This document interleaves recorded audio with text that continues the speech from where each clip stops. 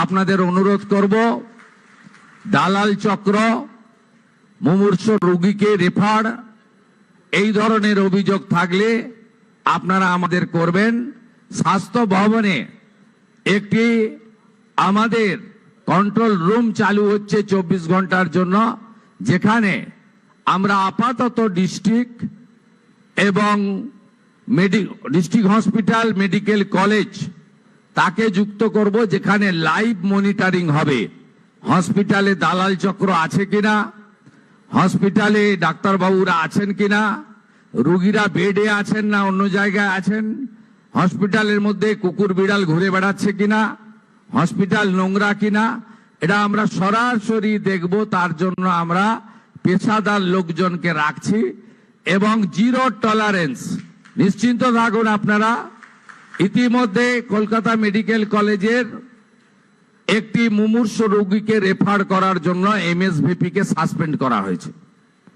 আমরা আপনাদেরকে বলবো, আপনাদের সরকার আপনাদেরকে মানবিক হয়ে যে দায়বদ্ধতার জন্য আপনি কাজ করছেন, সেই কাজ আপনি করবেন, সরকারকে সহযোগিতা করবেন, সরকারও আপনাদেরকে সহযোগিতা করবে। এটাই ছিল আমার বক্তব্য।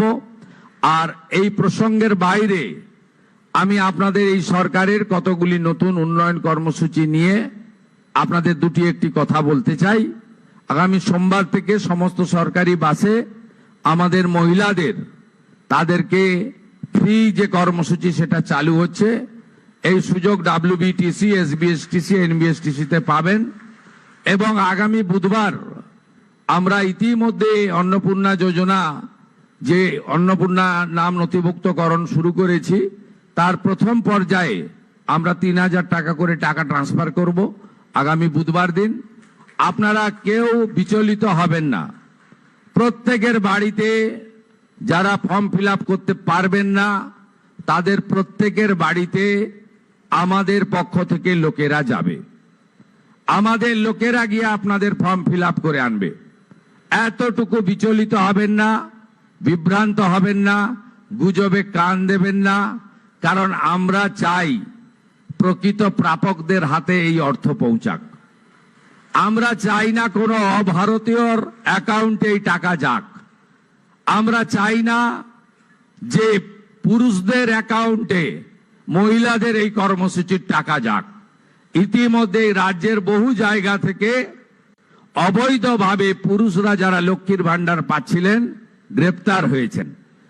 আপনাদের সরকারের অর্থ, এই সরকার স্বচ্ছতার সঙ্গে কাজ করবে, এই সরকার ফাইন্যান্সিয়াল ডিসিপ্লিন মেনে কাজ করবে। পশ্চিমবাংলায় যারা প্রকৃত প্রাপক তাদের প্রত্যেককে চিহ্নিত করে খুঁজে বের করে তাদের কাছে মাননীয় প্রধানমন্ত্রীর দেওয়া, আমাদের দেওয়া সংকল্প পত্রের প্রত্যেকটা বাক্য শব্দ পূরণ করার দায়িত্ব আপনাদের সরকারের। আপনাদের সকলকে অভিনন্দন জানিয়ে, আমাদের রাজ্যসভার সাংসদ বলেছেন এতদিন ধরে দলের সরকার চলতো। আমাদের সংবিধান কিন্তু দলের সরকারের কথা বলে যায়নি। সংবিধান বলে গেছে for the people, by the people, of the people. আমাদের সরকার এবার থেকে আপনাদের for the people, by the people, of the people নীতিতেই চলবে। আর মুখ্যমন্ত্রীকে বল বন্ধ হয়ে যাচ্ছে, আমরা নাম্বার দিয়ে দেব, সেখানে আপনার সরকারকে বলো বা আপনার সরকার আপনার পাশে, এই নামেই আপনারা ফোন করে আপনাদের যা প্রয়োজন, যা অভিযোগ জানাবেন, আমরা আপনাদের সঙ্গে কাজ করব। আগামী 22 তারিখ আমাদের রাজ্য বাজেট হবে। এই বাজেটে পশ্চিমবঙ্গের মানুষের যে প্রত্যাশা আছে আমাদেরকে কেন্দ্র করে, সেই প্রত্যাশাও আমরা পূরণ করার চেষ্টা করব। সবাই ভালো থাকুন। ভারত মাতাকে প্রণাম জানিয়ে ঋষি বঙ্কিমচন্দ্রের বন্দে মাতরম মন্ত্রের মধ্য দিয়ে আমার বক্তব্য শেষ করলাম। নমস্কার।